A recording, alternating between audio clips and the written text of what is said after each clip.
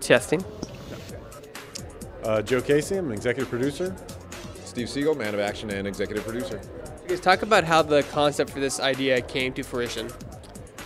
Well, it's the 30th anniversary of Mega Man. They want to do a new animated series, and we've had a lot of experience doing other IP. We've worked on Spider-Man, the Avengers, and the mandate for those shows was to expand the audience, bring in kids who've never heard of those characters before. This might be their first experience, and we want to do the same thing with Mega Man. Yeah, for the 30th anniversary, you know, we're big fans of the games, of course, and we know that the fan base is pretty rabid about what they love and don't love. But it's also hard to then get kind of a 5, 6, 7-year-old kid who's never heard of Mega Man and get them to fall in love with the character the same way that all these decades of gamers have. So mixing those two things, kind of finding the core DNA of what made Mega Man games awesome, what we loved from the previous shows, but then just kind of building a whole new world for Mega Man and introducing it to a new generation. Mega Man's kind of had a colorful history when it comes to animation. They've had cutscenes in the video games, and they've had like some promotional like episodes, but he's never really had a full-length series except in the 90s, which was drastically changed due to him, quote, looking like a kid. So they made him look like an adult. Talk about the design of your Mega Man and the world that he'll be adventuring in. He looks like a kid in our show. He's not buff. He's not all pumped out. Yeah, I mean, that's to us, that's the core of the characters, that iconic Mega Man look. We weren't going to stray too far from that. We updated a little bit. Some design elements are different, but we think it looks great. Yeah, we added a completely different layer, which we gave him a secret identity for the first time ever. He's still a robot boy completely. He's not like a kid who turns into a robot. He's a full-time robot, but he's also then a part-time hero, which is kind of a great thing. Dr. Light is still in the series, but that's his dad now, and he's got a human sister, because we're in a society where robots and humans have learned to peacefully coexist, so you've got these blended families, but somebody wants to rip that society apart, and that's kind of the dramatic focus for us. Is sister role, or is it a new character? A new character called Suna, Suna Light, and she's kind of cool. She's a little bit of an inventor in the making because of her dad being an inventor in the practice and process. She's similar in age to Aki, and they go to the same school. She's a little bit older, a little bit wiser. She's in for some of the adventures, but obviously Mega Man's a robot and has great powers, and Suna's just got a great mind. So talk a little bit about, like, Mega Man has a really colorful cast of characters. How are you able to decide which characters you want to showcase and have in the show? Because there's been a long history of not only Robot Masters, but of allies and frenemies and all that good stuff. Well, the Robot Masters were a big deal. We start off with a core group of them that we'll see throughout season 1. We're doing there'll be old favorites and new favorites. We've got Robot Masters you know and love. We've come up with a couple of new ones. We've mixed some genders up a little bit just for I mean, it's 2018. Let's just say it right now. But those Robot Masters I think they're going to be the hit of the show.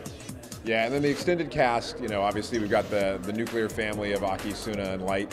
But then we've done some interesting things, like Burt Wiley shows up and he's a 10-year-old kid. And you're like, wait a minute, how is that possible? Well, it's possible, but there's a lot of mythology going into that and what's going to happen to Burt over the course of the show. We've got kind of new characters in and around. Aki goes to school and there's a robot that is the size of a factory. That's the Principal 100. He can't even fit in the school. So he principals from outside and he's like looking into windows and picking people up and stuff. And obviously Sergeant Knight plays a big role in things, as he must. He's kind of been reimagined and reinvented. He's got a great, creepy new look, and he's got an agenda, to be sure, and that's what we're going to look at over the course of the first season. The 90s show had a pretty epic intro. How are you guys going to compete with that? Our show is pretty epic. The cool thing that we're incorporating, we're doing 8-bit, 16-bit sort of interstitial moments, action moments, but it's a nod to the video game, obviously. So Mega Man will be in a battle with a Robot Master, and then we'll cut to that classic side-scrolling look for part of the fight, and then cut back to the CGI action. So that's kind of one of my favorite parts of it. And our music team is doing a great job, but they've pulled all that music from the games and kind of amped it up. So it is kind of all the Mega Man music that people are so fervent about loving, and that's kind of underscoring these fight scenes. That's pretty fun. We've also got a new character called Mega Mini, which is a little tiny robot that lives in Mega Man's head and kind of runs the controls and is his Jiminy Cricket and counter, and he's like, we're falling apart, kid, what are you doing? And then we've also amped it up with Mega Man's ability to absorb the powers of Robot Masters. If he can get into contact with them and download their schematics, he can replicate their powers, which changes the Mega Man look completely, changes the Mega Buster's powers, but it also brings with it the emotional state. Software, you map the whole thing. So if that Robot Master has got like a bad attitude, then Mega Man suddenly has the power, but also the bad attitude, and he's got to try to process both of those things. What do you think it is about this character that's had it withstand the test of time over 30 years? I think the game was very cool. And when something hits like that, and it hits sort of a zeitgeist, fans invest a lot into that character, into the concept, and they've been doing it for 30 years. And hopefully the show that we're doing will, for those longtime fans, and for new fans too, have that payoff of a richer backstory that the character's never had. They'll really see where he came from and what he's all about, and that's the part that I think is exciting, hopefully for people who know this character the last 30 years, Yeah, I mean, Capcom has done a great job of keeping Mega Man alive. This is the 30th anniversary. There's Mega Man 11, which people were super stoked about over at the floor yesterday.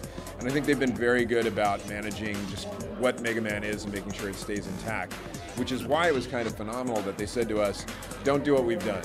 Do something else, find a new dimension for it. And so we built this really cool backstory about what happened with humans, what happened with robots, and how did Dr. Light, Sergeant Knight, and Mega Man emerge from that history. We're going to unwrap that slowly, but we have this really cool mythology around all of it. And it's all because Capcom was like, go somewhere new. Guys, when did your show come out and what platforms can we watch it on? August 5th on Cartoon Network, Sunday mornings, and it's also going VOD, and we've got our websites for it. It's everywhere you can imagine. We're doing content. Everywhere kids go, Mega Man will be there.